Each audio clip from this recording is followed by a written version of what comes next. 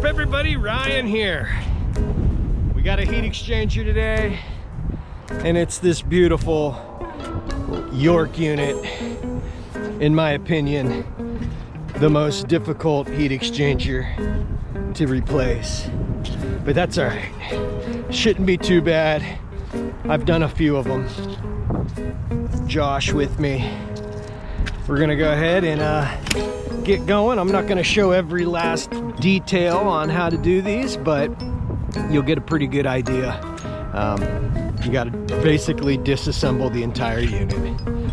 So we're gonna start taking some panels off, get the roof off, get these condenser fan motors disconnected, get the gas unhooked, open it up, go from there. All right, well, we've got the lid off. We're gonna have to do something with this.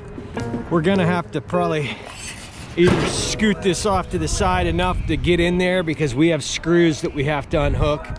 And I actually like to undo this whole piece and kick it over, but with this particular style and this model, it doesn't look like we're gonna be able to do that without getting completely insane. I did bring some metal. We'll see if we can't limit ripping up this insulation. We'll have to pull some of the economizer out a little bit. I see the return air grills kind of plugged up. So next step is getting the economizer at least pushed out enough that we can get these bottom screws in this plate taken apart. So we're just gonna keep plugging away. This is Josh's first York heat exchanger, this style. I believe it's called a Sunline. I call it pain in the ass. Got quite a bit to take apart on this end. Hey guys, we ended up taking the condenser fans out because we've got a whole mess of screws, and it's just kind of impossible to get in there with the fans in place. Got the two brackets on each side unhooked. Didn't have to take the economizer out completely. Kind of slid it just a bit, just enough to get where we needed to go. I got all the screws out of this collector box. The one didn't want to come because it was so rotted. That's where the grinder came in. So the next thing you're gonna want to do is get this collector box out. Watch your eyes when you're doing these. I would suggest eye protection if it's windy. So now that we've got all of those out, we've got 1, 2, 3, 4 screws here along the bottom, some on the side. That's gonna free up the top of the heat exchanger, and we haven't even gotten into removing the burners and the combustion blower and getting into the screws that are down there. So my phone's ringing. I'm gonna put it down. We're gonna keep on going. All right, guys, a few screws, disconnect a few wires, and the whole burner assembly will just come out in one shot.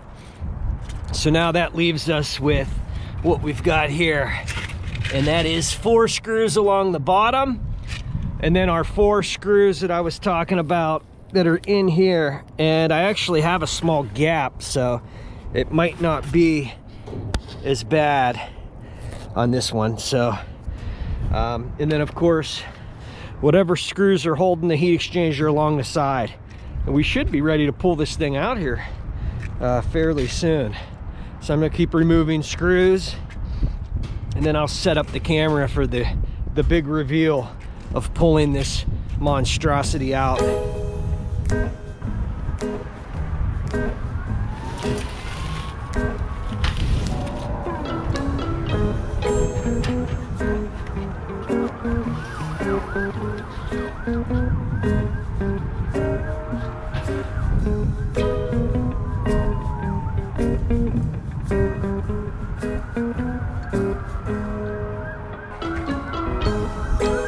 Alright guys, and out she came, straight up. Looks like this thing's been replaced once before, because the insulation was already removed and it's been taped up. I hear fire trucks. We are in Cleveland, so hopefully they're not coming here. That's that. The old one's out, new one's sitting over there. You think they're coming for us? I hope not too. All right. we're gonna work on getting this new one back in. Got the new burner mounting studs put in place, and I took the old blocker plate off and put it on the new one. So basically we're just gonna shove it back in there, straight down, try to not rip up this insulation as much as possible, get all the holes lined up, screw it back in place, and hook it back up. So we got all the necessary screws back in place. The 4 down here are kind of a pain in the butt. The 4 along here, I'm gonna sweep this all out, and I'm gonna seal everything up with high temp silicone caulking. The 4 down here, still gotta get the ones along the side that are on the bottom, and on this side and on the bottom down here underneath the blower.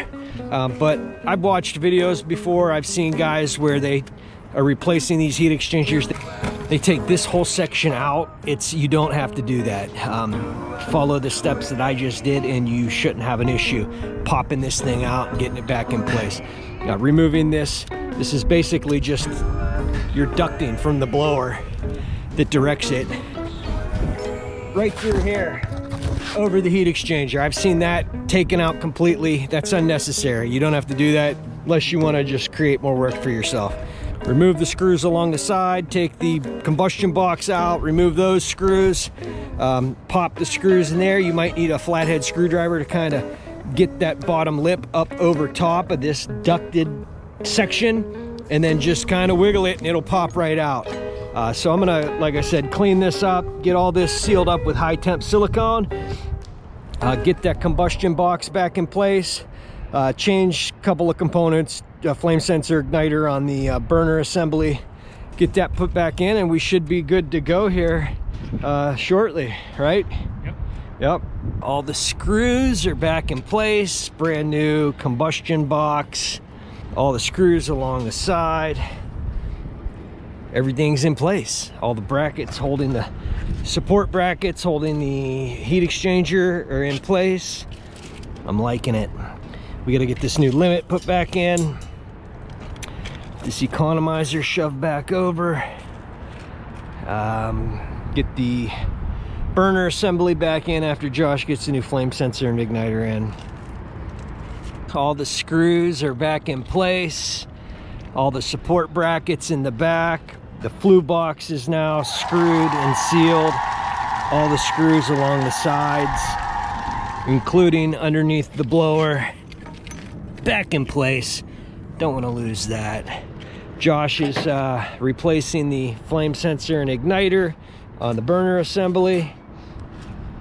Get that all blown out, cleaned up, everything buttoned up, wired back up, and get the gas piping put back in place. I'm gonna have to put new wire nuts on this one fan motor because it's been replaced and the original wire connector has been cut out and disregarded, so we'll have to get that wire nutted back together. What a mess. Look at this. This thing is ancient, but we're going to be in good shape. We'll block off the supply duct, that way we don't smoke out the store with all those holiday shoppers down there. Not too bad. Record time, actually. All right, the burner assembly is back in place. I put the insulation back on to ensure that that flue box will rust and rot out properly. Limits back in, wired up. I love it. All our screws are back in place. Gonna get the gas pipe back in, the panels back on, clean up the tools, and I think we're gonna be ready to cover up that supply duct, fire this thing up. We're getting towards the end of buttoning it up to see if he disabled W, but I just wanted to show you while I had it out. There's a hole right there. Seams are starting to rot out right here. That is a rotted out seam. I don't have my knife on me. It's over there, but you can see right there. Got my fingernail in it, so it was compromised. Nice find. The panels don't really fit in here, so I kind of got a half a guy in there. to see if I can find a smaller panel just to try and block this off 100%. Oh man, look at this insulation.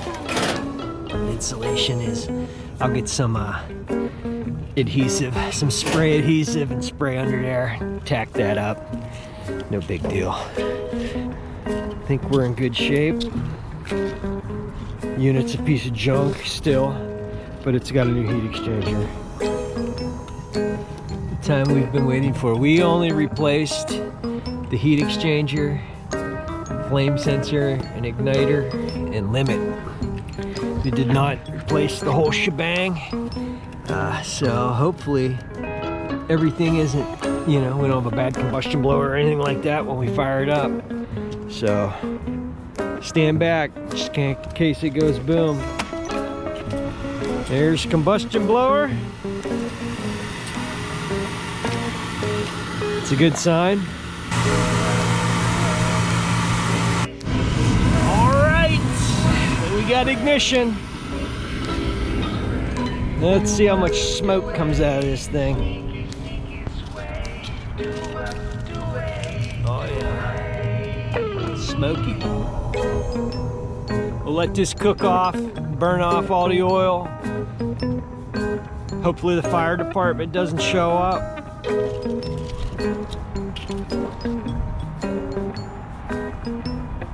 It's smoky.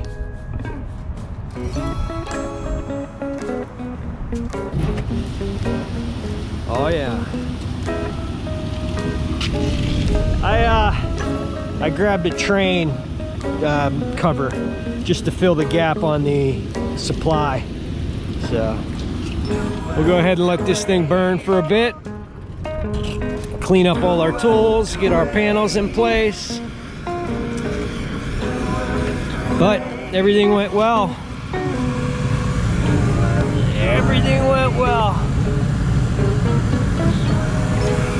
I think we're in good shape. So Josh's first York Sunline Model Heat Exchanger wasn't too bad. That's that. Leave me a comment. Let me know what you think. Alright guys, that's going to do it for this one. I hope you liked the video. If you did, hit that subscribe button. Hit that bell icon. That'll notify you anytime I got a new video coming out. Leave me a comment. Hit like. I appreciate you watching, and I'll see you on the next one.